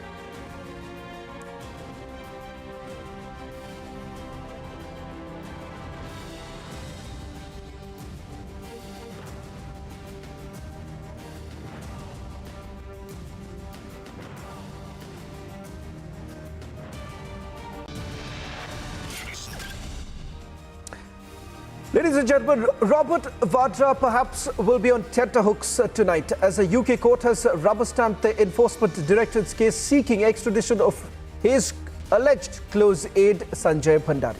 The fugitive arms dealer will now face the courts here in India on serious charges of money laundering and tax evasion. The reason why this is a huge blow to Robert Vadra is because of an April 2010 email trail between Robert Vadra and Bhandari's alleged aide CC Thampi regarding a London property. The Enforcement Directorate has claimed that this property is owned by Bhandari's frontman and held the property for Gandhi in-law Robert Vadra. In other words, the ED says that the London flat was a kickback paid allegedly to Vadra as a commission for allegedly introducing Bhandari to top UP officials, including ministers, to clear a petroleum deal. But all this while, this was told that there is no link whatsoever between Robert Vadra and Sanjay Bhandari. In fact, let's stay with that one breaking news. I would say the biggest news point coming in tonight is that Robert Vadra, let's put that out on our screens. Robert Vadra visited the property purchased by Sanjay Bhandari. Let's put that out as the big breaking news, big news point coming in. Tonight, we are showing you the papers in which there is a clear mention of the fact that Robert Vadra, it is Robert Vadra who visited Sanjay Bhandari's property, the property which was taken over. There was a clear transfer of property that had taken place, but ED now revealing that Robert Vadra not only got this property but also visited this property after it has been transferred. We'll try and go across to our colleagues Abhishek from the Delhi newsroom and Niranjan, who's going to join us from the Mumbai newsroom. Till the time we just show you the pictures of the documents that we have. Let me just quickly show you the document that I have with me right now, and then I'll bring in Abhishek Kapoor also. So there is a clear reference of the fact that Robert Vadra had visited the property after it had been transferred to Skylight Investment. Now, there is an email exchange that was started sometime in 2010 between Sumit Chadda, once again a close associate of Sanjay Bhandari, and Manoj Arora, amount totaling to about £65,000, and it was expensed on the renovation of this property. Emails exchanged, it is clear that Robert Vadra had visited the property after it had been transferred to Skylight Investment. We'll stay with these visuals also and go across to my colleague and our senior executive editor Abhishek Kapoor, and Niranjan can also come in a short while from now and will take you through the other pages. But I'm sticking with a big news point now coming in. This is for the first time we are revealing that it is Robert Vadra who visited the property after it has been transferred to Skylight Investment. Now, Skylight Investment is a company linked to C.C. Thampi, a man who was arrested by the Enforcement Directorate. Let me go across to Abhishek Kapoor. Abhishek, if you can take our viewers through the big news points emerging at this hour, and what is new? What is, we all knew that there were email exchanges taking place as far as the renovation of a central London plush property is concerned. But these probe papers make it abundantly clear, not just email exchanges, but for the first time, it has now been documented that Robert Vadra had visited that very property. Oh, that's huge, Shawan. That's huge. In fact, this really connects the dot in a manner that cannot be denied. And I think that's the reason why Robert Vadra has been evading media, evading Republic, evading questions. And the fact that the investigation has really revealed the connection in its entirety between Sanjay Bhandari and Robert Vadra, and the fact that Vadra visited the property when Sanjay Bhandari was the beneficiary or beneficial owner, as it is called, clearly suggests that the connection was clear, intense, and involved in this quid pro quo. So I think also, Shawan, what this means is that the connection was used to hoodwink agencies, because remember, if Robert Vadra can't get it on his own name, it's convenient that it is on somebody's name who's not as much under the spotlight as the Vadras have been. So I think in that sense, this was clearly aimed at hoodwinking agencies. Not just that, perhaps even, keeping public opinion in the dark about the actual ownerships of the Vadras and hence the Gandhis and the first family of the Congress party's connections with this kind of money trail. So I think this is going to have consequences, Shawan. This is going to have political consequences, clearly.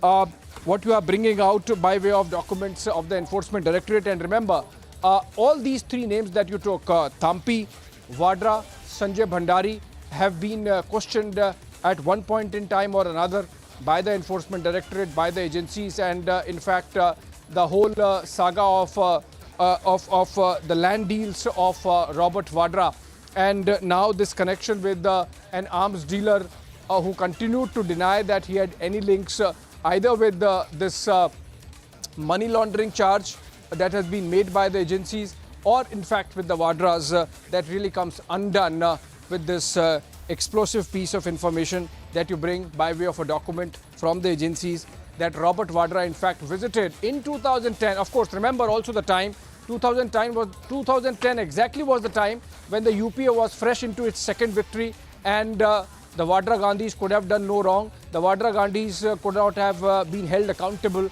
and they would have been answerable to none. So in that hello, perhaps this act would have been done, and agencies now bringing it out, clearly suggesting that the brazenness was of a level where even when they wanted some focus to shift from the actual property ownership of the Vadras, they ended up making this mistake of visiting the same property, perhaps because in some ways, indirectly, obliquely, it actually belonged to them. Shawan. Well, in fact, Abhishek, we'll also go across to Piyush in a short while from now. In fact, yes, that's Piyush joining us on this broadcast. Piyush is outside the residence of Anirudh Vadra. He's also an accused in this particular case. And what's important to point out here, Abhishek, is that for the first time on Indian television, we are getting the other characters who are basically involved in this entire conspiracy. Those who have been named in this charge sheet that has been filed by the Enforcement Directorate. I want Piyush, you to explain to our viewers who this person is, And if you can just show around whether at all Anirudh Vadva is still at this very property, because I'm given to understand our colleague Harsha has actually reached the residence of Sanjeev Kapoor, who is the chartered accountant. In fact, the chartered accountant is still in the national capital. So we are looking at more people. Let me go across to Piyush. What is it that you are picking up right now? Tell our viewers, why exactly is Anirudh Vadva so very important? Well, Shravan, this person is very much important, and right now we are standing in front of Anirudh Vadva. He is the lawyer of Sanjay Bhandari, and if we go by the details which we have accessed, what we are given to understand is that during the raid which was conducted by Income Tax Department in 2016, at the time it had come out in open that Mr. Bhandari, along with his friend and relative Amit Chadda, and also Sanjeev Kapoor, along with his lawyer Anirudh Vadva, what they had done, they had made a false and backdated documents so that Mr. Bhandari can distance himself from the ownership of the offshore entities of the foreign assets which he owned in not only Dubai but also in London. Anirudh Vadva is the lawyer who helped him. Right now we are standing outside his residence. Let me also straight away try to show you the pictures from right outside his residence. A couple of minutes back, he also sent his people outside and he asked if we are here for him. And now he knows that we are here, and he knows that Republic TV is reporting from right outside his residence. And we also try to get some visuals, but he is not coming out. We tried. We have sent a message from here to his office people that Republic is here to seek his response, but he is not coming out. In fact, he knows that we are reporting from right outside his residence. He, along with Sanjay Bhandari, Sanjeev Kapoor and Mr. Chadda, these three people, in fact 4 people, what they had done in 2016, Shravan, that they had made a backdated document to avoid any kind of proceedings under Black Money Act 2015, and also to distance Sanjeev Bhandari from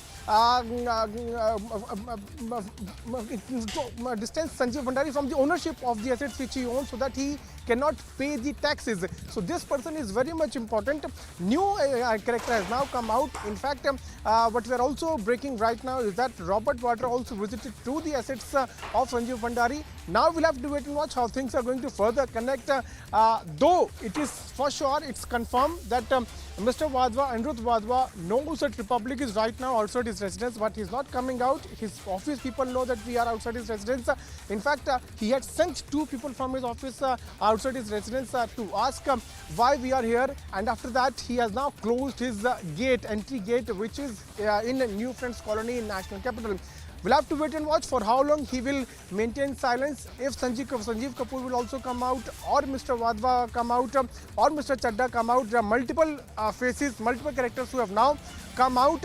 But what we are picking is that Sanjeev Bhandari in 2016, when he was confronted with the evidences by Income Tax Department, at that time he had admitted to the fact that yes, he owns properties, he owns foreign assets, but he had documents, backdated documents, to avoid the payment. In September 2016, when Income Tax Department again issued notice to Mr. Bhandari for appearing for the investigation into all his assets, and he had fled from the nation. Now, when his extradition is taking place, Robert Vadra is mum, Anirudh Vadva is mum, Sanjeev Kapoor, we do not know, Harsha is there. So far, we have not heard from him. And there's one more person, Mr. Chadda, who is friend and relative of Sanjeev Bhandari. Even he has not spoken out. But it's important for all these characters to now speak up and tell us the truth, because now, when Sanjeev Bhandari is extradited and brought back to India, he is going to open up, he is going to tell us each and everything, because multiple characters have now come out in this entire case. Shravan. Right. Well, Piyush, I'll request you to stay on. Perhaps Mr. Vadva is watching this broadcast. Important to point out, there is a mention of Anirudh Vadva in this particular document that has been accessed by Republic TV. We do not know his version, but according to both the agencies, the Income Tax Department as well as the enforcement directorate, they make a clear mention of the fact that Anirudh Vadva as well as Sanjeev Kapoor has essentially helped Sanjay Bhandari, for those backdated documents, because remember what Sanjay Bhandari essentially wanted to do is distance himself from these foreign assets which he did not declare. Joining me on this broadcast is also my colleague, our executive editor news, Niranjan from the Mumbai newsroom. Perhaps Niranjan can now break down for our viewers the exact references of Robert Vadra in those very probe papers. Well, I have the papers here with me, Shawan. I'm going to read out exactly the mentions of Robert Vadra. Robert Vadra's name finds multiple mentions here.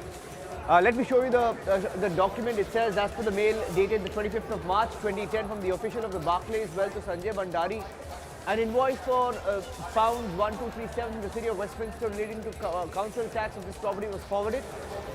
It was also noticed that from March 2010 onwards, there are several emails sent by Sumit Chadda to Robert Vadra on his email updating him about the renovation being carried out at 12 Bryanston Square. So why would details about tax invoices, interiors, windows, curtains, etc., renovations being sent to Robert Vadra?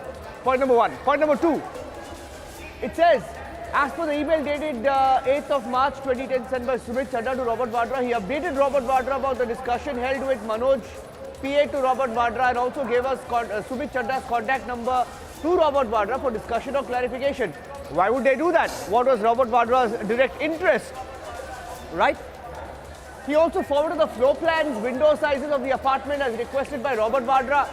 These emails were closed, copied to Blue Breeze trading@gmail.com, an email ID of company of Sri Robert Vadra. Right? So Robert Vadra, and the name in India, one of the companies was MS Blue Breeze Trading Private Limited. And to Sanjay Bhandari on his email deltabhandari@hotmail.com. As per the email dated the 8th of April 2010, Sumit Chadda then forwards the details of the funds received, additional funds required following the discussions with Robert Vadra. So Robert Vadra's name finds at least 15 mentions. I repeat, 15 mentions. And I think the fundamental question is, why would Robert Vadra take so much of interest? Why was Robert Vadra being told about windows, curtains? Why was Robert Vadra discussing the intricate details? And why was the company of Robert Vadra being involved directly? Not just that, he wasn't just discussing the curtains and the windows and the taxes. Let me also tell you, here it says, Robert Vadra replied to Sumit Chadda, informing Manoj Arora, his PA, will sort this out and confirm that he himself will come to London. Thereafter, mails were exchanged between Sumit Chadda, Manoj Arora. They regularly kept updating regarding the renovation. And I think the clincher here is that it mentions that Robert Vadra himself had visited London, Shawan. And if he had visited London, went to this particular house, and that says it all. What was Robert Vadra's direct interest in this? Why did he go to the house directly? I thought as much. Right? Yeah. Shawan. Well, in fact, page number 39 makes a mention of it. And the fact here is that, Niranjan, the same very property has seen multiple change in the legal ownership. So it essentially was with one particular company that was linked with Sanjay Bhandari. In fact, Niranjan, if you just scroll down on after page number 30, the page number 39 makes a mention of Robert Vadra visiting that property, and thereafter there is a flowchart. Perhaps we can also show that flowchart to our viewers for a better understanding of how exactly the transaction has taken place. So I'll just, while you're going across through those pages, just a quick in nutshell. So what essentially Sanjay Bhandari has done is that he's got these offshore companies based out of the United Arab Emirates, gets those cash deposits out, moves it from one company to the other. Finally, this company called Vertex, based out of British Virgin Islands, takes over this company. But effectively, he is still the owner, beneficial owner of this very property. But the enforcement directorate says that it was done at the behest of someone else. The real owner is someone else. So, Niranjan, if you can just perhaps take a look at that flow chart, that's going to help our viewers understand how exactly did the money flow. What happens in TV is that too much of papers and documents, viewers get confused. I'm just trying to simplify it first to show the part where Robert Vadra, the ED document shows, as per the emails exchange, it is clear Robert Vadra had visited the property after it's been transferred to Skylight.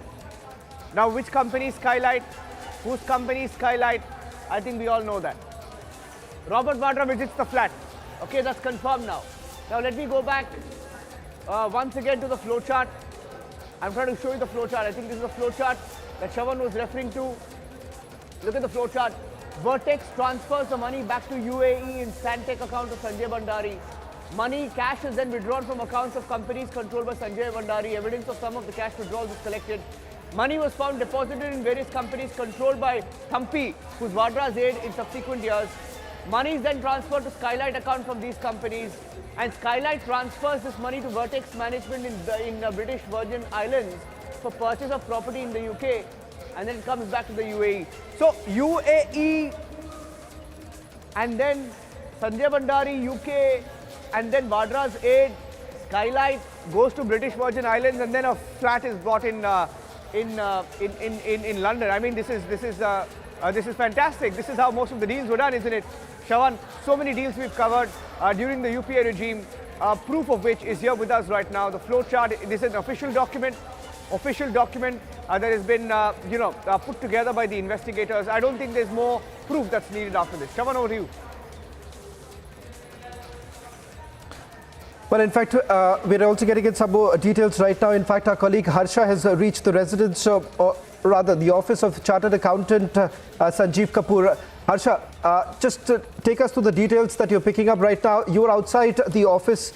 You did actually go to Sanjeev Kapoor's residence. The guard there told you that Sanjeev Kapoor is in his office right now.